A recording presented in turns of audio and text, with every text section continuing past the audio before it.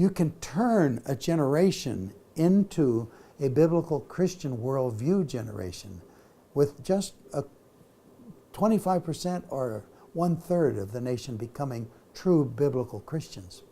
And because it presents a better life, like in the original Reformation, that gave all the technology that followed, scientific discoveries and so on, that followed, economic growth and much, much more, and leadership and so on. So it'll do that for societies, and I've watched it.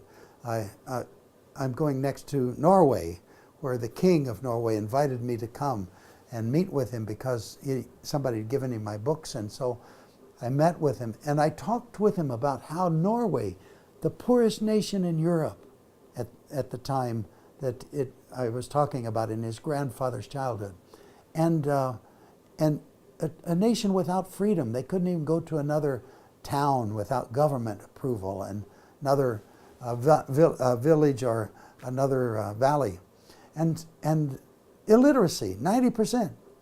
And yet now they are almost totally literate, and the wealthiest nation on earth per capita, and they have freedom. How?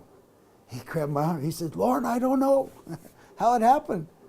And so I just walked him through what happened in the Hans Nielsen Hauge revival by a Bible being handed to a 25-year-old farm boy that couldn't read or write.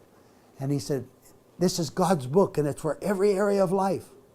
Well, I better learn to read it. And he did, and got saved, and a revival started, and everywhere the revival went, he said, "Now get a Bible and learn to read. Teach your children.